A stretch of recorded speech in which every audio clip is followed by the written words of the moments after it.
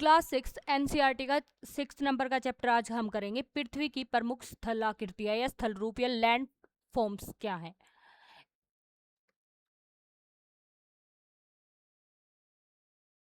इसमें सबसे पहले हम पढ़ेंगे कि पृथ्वी की ये जो लैंड फॉर्म है ये बनते कैसे हैं। इसके दो मेन रीजन है। फर्स्ट है आंतरिक रीजन, ये वाला। उसके बाद है बाह्य रीजन, जो बाह्य प्रक्रिया होती है उसका। तो फर्स्ट आंतरिक प्रक्रिया क्या होती है जो इसको प्रभावित करती है। जैसा कि आप लोगों को पता है कि कन्वेंशन हीट होती है पृथ्वी के अंदर, जो लिथोस्फीयर में होती है। और उस हीट की वजह से पृथ्वी पर वोल्केनिक एक्टिविटीज या फिर वो नीचे से पृथ्वी को हिलाने का काम करती है। तो जो ये वोल्केनिक एक्टिविटीज या फिर इंटरनल फोर्स काम करती है ना, उससे पृथ्वी कि कहीं तो ये नीचे की तरफ धंस जाती है और कहीं ऊपर उड़ जाती है। तो इससे ये लैंडफॉर्म बनते हैं। सेकंड, जो बाहर से, बाहर क्या है, बाहर हवा है, नदी है, ग्लेशियर्स हैं जो पिघलते रहते हैं, या फिर पानी, नदियाँ बहाती रहती है, हवा चलती रहती है। तो ये अपने साथ कुछ चीज़ों को एक स्थान से उठा के दूसरे स्थान पर डाल देती है, जिससे जैसे बालू के टीले बनते हैं हवा की वजह से, क्योंकि वो रेत को एक जगह से उठा के दूसरी जगह पे डाल रही है और वहां फिर वो टीबे बनते चले जाते हैं, बालू के टीबे जिनको हम बोलते हैं। और जो ये बाह्य प्रक्रिया है इसके दो फर्दर इसको पार्ट में डिवाइड किया गया है।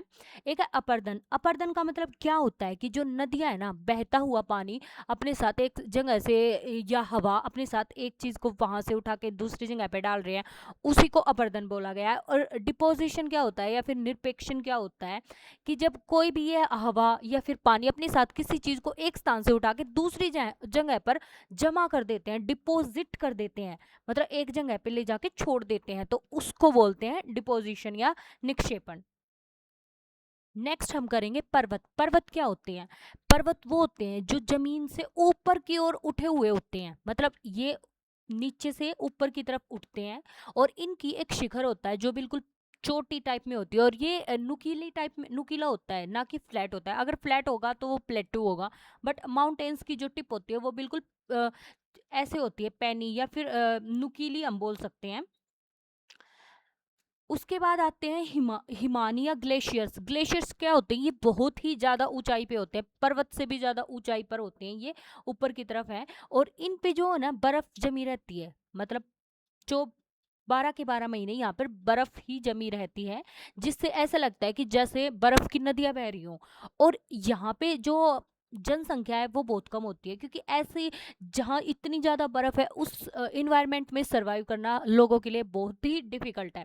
तो यहाँ पे जनसंख्या बहुत कम होती है, क्योंकि ये जलवायु लोगों के रहने लायक नहीं होती है। अब हम करेंगे टाइप्स ऑफ माउंटेन या फिर पर्वत के प्रकार। ये कितने प्रकार के होते हैं? ये 3 प्रकार के होते हैं। फर्स्ट है फोल्डेड माउंटेन, सेकंड है ब्लॉक माउंटेन, थर्ड है वोल्केनिक माउंटेन। फोल्डेड माउंटेन, जैसे कि इसके नाम से ही पता चल रहा है कि भाई किसी चीज को फोल्ड किया गया होगा, तो ठीक वैसे ही ये वलित पर्वत किसी चीज को जैसे पृथ्वी के अंदर से जो कन्वेंशन हीट होती है वो निकलती है और इसको टुकड़ों में बांट देती है। मतलब दो टुकड़े, जैसे अगर बीच में से अंदर से हीट आ रही है और वो दो टुकड़े, एक एक भारी है, एक उससे थोड़ा कम भारी है, तो जो भारी टुकड़ा है वो उसके नीचे चला जाएगा और जो हल्का टुकड़ा है वो उसके ऊपर हो जाएगा। ये फोल्ड हो जाता है, जैसे आप कपड़े को फोल्ड करते हो ठीक वैसे ही। और इसके टाइप्स है हिमालय। हिमालय भी फोल्डेड माउंटेन है। आल्प्स माउंटेन, यूराल माउंटेन, ये तीनों ही फोल्डेड माउंटेन के एग्जाम्पल हैं। नेक्स्ट है ब्लॉक माउंटेन। ये कैसे बनता है? जब बड़ा हिस्सा टूटने और ऊर्ध्वाधर विस्थापन से बनता है। मैं इसको सिंपल लैंग्वेज में समझाती हूँ। ये कैसे बनता है? जब जमीन के अंदर फोल्ट आता है या फिर कोई दरार आ जाती है ना, तो एक या तो कुछ ऊपर उठ जाता है या फिर नीचे चला जाता है, उससे ही ये ब्लॉक माउंटेन बनते हैं। और इसमें सबसे इम्पोर्टेंट बात क्या है? जो ऊपर उठा हुआ भाग होता है उसको होर्स्ट बोलते हैं, और जो नीचे धसा हुआ भाग है उसको ग्रेबेन बोलते हैं। और एसएसटी के एग्जाम में तो इससे काफी क्वेश्चन आते हैं कि भाई ग्रेबेन कौन सा पार्ट होता है या कौन सा हिस्सा होता है, और होस्ट कौन सा होता है। और इसके एग्जाम्पल है राइन घाटी, वाइसेज पर्वत, ये सभी इस ब्लॉक माउंटेन के टाइप या उदाहरण है। उसके बाद आते हैं वोल्केनिक। वोल्केनिक जैसा कि इसके नाम से ये ज्वालामुखी से बनते हैं। जब अंदर से, पृथ्वी के अंदर से कोई वोल्केनिक एक्टिविटी होती है, फिर लावा बाहर निकलता है और बाहर आने के बाद वो लावा जम जाता है या फिर धीरे धीरे सूख जाता है, तो उससे जो माउंटेन्स बनते हैं उसको ही वोल्केनिक माउंटेन्स कहते हैं। और इसमें एग्जाम्पल है माउंट किलिमंजारो का जो अफ्रीका में है, और जो माउंट फूजी है ये जापान के अंदर है। ये काफ़ी फेमस है दोनों ही, और एग्जाम में इनसे रिलेटेड क्वेश्चन आते रहते हैं। अब हम करेंगे प्लेट्यू। प्लेट्यू क्या होते हैं? प्लेट्यू जब क्या होते हैं प्लेट्यू? वैसे पत्थर होते हैं, ये वो पत्थर होते हैं जो जमीन का जो हिस्सा ऊपर की तरफ उठ जाता है, बट इसकी टिप नहीं होती पहाड़ों की तरह, जैसे माउंटेन्स की टिप होती है नुकीली, बट इनकी जो टिप होती है वो फ्लैट होती है, एक टेबल की तरह होती है, इसलिए इन्हें टेबल लैंड भी बोला गया है। सपाट भूमि वाले होते हैं ये, ऊपर से प्लान होते हैं, मेज की तरह होती है, इनका जो ऊपर का हिस्सा होता है मेज की तरह होता है। और जो पठार होते हैं उसकी एक या एक से अधिक खड़ी ढाल होती है, मतलब सीधी ढाल होती है। जैसे ये आप ऐसे लगा सकते हो कि ये ऐसे एक पठार है, तो ये इसकी बिल्कुल सीधी की सीधी ढाल है। इनकी ऊंचाई कुछ 100 मीटर से कई हजार मीटर तक हो सकती है। ये खनिज के भंडार जैसे लोहा, कोयला आदि के लिए प्रसिद्ध है, जैसे दक्कन का प्लेट्यू इसका एग्जाम्पल है। और प्लेट्यू का फर्दर क्लासिफिकेशन किया गया है। 3 टाइप के प्लेट्यू होते हैं। एक अंतर पर्वतीय, इसके नाम से ही हमें क्लियर हो रहा है कि जो पर्वतों के बीच घिरा हुआ होता है ना, अंतर पर्वतीय होता है, चारों ओर उसे पर्वत घेरते हैं और बीच में प्लेट्यू होता है, उसको बोलते हैं अंतर पर्वतीय पठार। और इसका एक एग्जाम्पल है तिब्बत का पठार।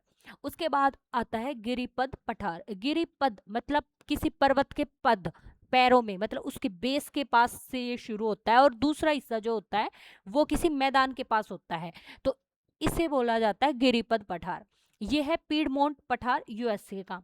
तटीय पठार इसके नाम से ही है कि भाई जो तट के किनारे होगा, जो पानी या समुद्र के किनारे का जो उठा हुआ भाग होता है उसे तटीय पठार बोलते हैं। जैसे हमारे कोरोमंडल तट है वो तटीय पठार है, उसका एग्जाम्पल है।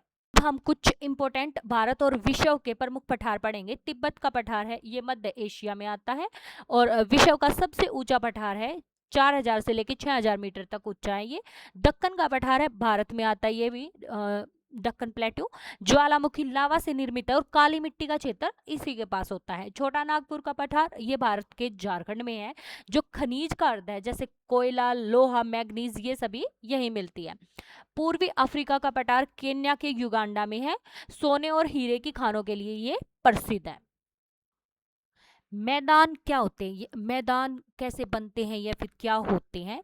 मैदान जमीन का बिल्कुल समतल फ्लैट हिस्सा होता है जिसमें हल्की ढलान होती है, और ये समुद्र तल से 200 मीटर की ऊंचाई पर होता है।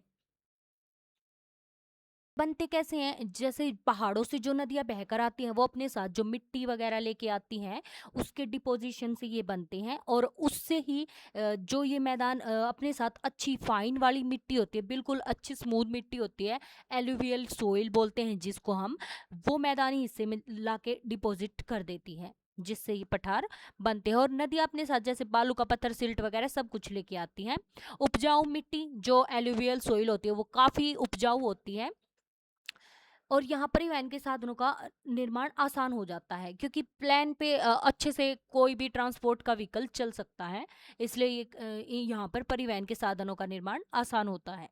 सबसे ज़्यादा मैदान ही क्यों इम्पोर्टेंट होते हैं? क्योंकि यहाँ पे खेती हो सकती है और रहने के लिए भी काफ़ी आसान है ना, क्योंकि यहाँ ट्रांसपोर्ट भी हो गया, पानी भी हो गया, नदी अपने साथ अच्छी मिट्टी लाती है तो उससे अच्छी खेती होती है, खेती होती है तो उसमें वहाँ पे जनसंख्या ज़्यादा होगी। इसीलिए आपने देखा होगा जहाँ पे ये यूपी, हरियाणा, इधर वाली स्टेट्स में और बिहार, यहाँ जनसंख्या ज़्यादा है क्योंकि यहाँ पे नदियाँ हैं, और नदियाँ अपने साथ फर्टाइल सॉइल लेके आती है, जिससे एग्रीकल्चर अच्छी होती है, तो एग्रीकल्चर अच्छी होगी तो जनसंख्या बढ़ेगी।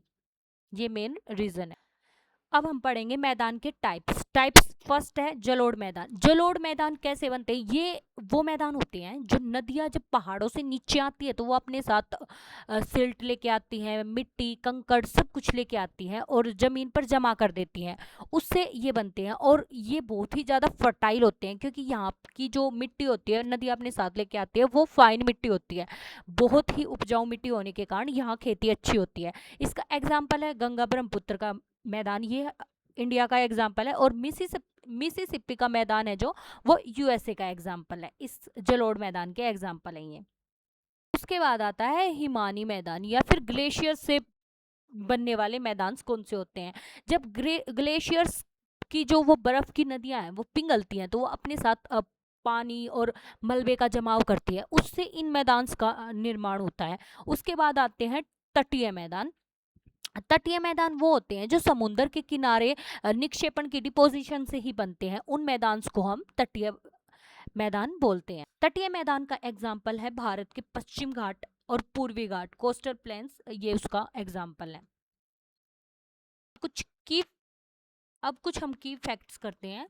पर्वत पनबिजली उत्पादन और जैव विविधता के लिए महत्वपूर्ण है। कैसे? अब आप सोचोगे कि भाई पर्वत से पनबिजली कैसे बनती है? पनबिजली मतलब हाइड्रो इलेक्ट्रिसिटी या फिर पानी वाली बिजली जो बनाते हैं हम, वो कैसे पर्वत बनाएंगे? इसका आंसर मेरे पास है कि भाई जैसे पहाड़ होते हैं, किसी भी इलेक्ट्रिसिटी को जनरेट करने के लिए हमें फर्स्ट ऑफ ऑल पानी चाहिए और वो पानी भी कंटिन्यू 12 महीनों के लिए चाहिए।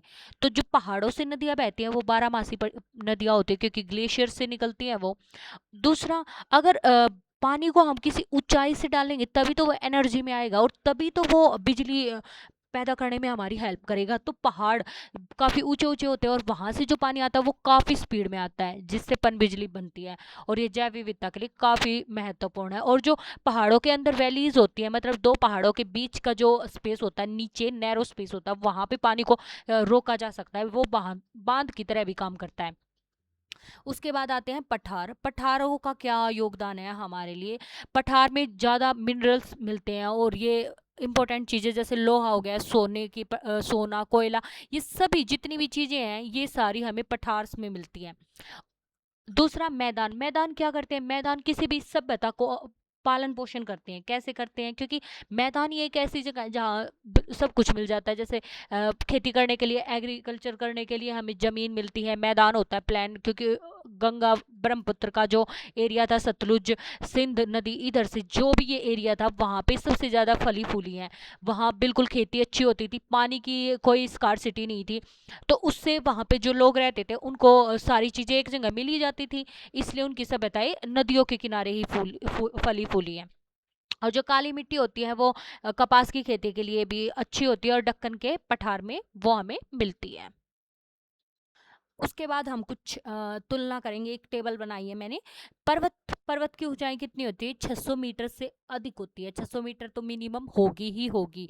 और इसका स्लोप बहुत ही तीव्र होता है, स्टीव होता है, बिल्कुल सीधा स्लोप होता है इनका, बिल्कुल पैना या तिरछा बोल लो कि भाई वहां से जो पानी आता है वो बिल्कुल हाई स्पीड में आता है। एग्जाम्पल के लिए हिमालय हो गया, एल्प्स हो गया, एंडीज पर्वत हो गए, ये सब पर्वत के उदाहरण हैं। उसके बाद आते हैं प्लेटो, पठार, जो 300 से लेके 600 मीटर तक इनकी ऊंचाई होती है। इनकी खड़ी ढाल होती है क्योंकि ये बिल्कुल सीधे होते हैं। मैंने आपको बताया था कि ये इनकी पर्वत होगा वो तो ऐसे होगा, ऐसी उनकी वो होगी, स्लोप होगा, ठीक है। उसके बाद जो पठार होगा वो ऐसा होगा, ये पठार हो गया।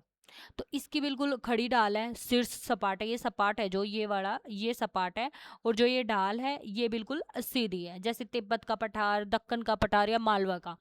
उसके बाद आते हैं मैदान। मैदान की ऊंचाई बस 200 मीटर तक ही होती है और ये बिल्कुल समतल होते हैं, जैसे गंगा ब्रह्मपुत्र का मैदान और मिसिसिपी यूएसए का, ये इसके एग्जाम्पल हैं। उसके बाद हम कुछ क्वेश्चंस कर लेते हैं। होस्ट और ग्रेबन संरचनाएं किस प्रकार के पर्वत में पाई जाती हैं? इसका आंसर दो भाई मुझे, आप कमेंट करना इसके आंसर को। वैसे इसका आंसर आप ही बताओगे मुझे कमेंट में। तीनों क्वेश्चन है जो, इन सभी तीनों क्वेश्चन के आंसर आप मुझे कमेंट में बताओगे। विश्व का सबसे ऊंचा पठार कौन सा है, और काली मिट्टी की प्रचुरता किस स्थल रूप में मिलती है। ये तीनों क्वेश्चन आप लोग मुझे कमेंट करके बता देना। आज के लिए इतना ही, मिलते हैं नेक्स्ट वीडियो में।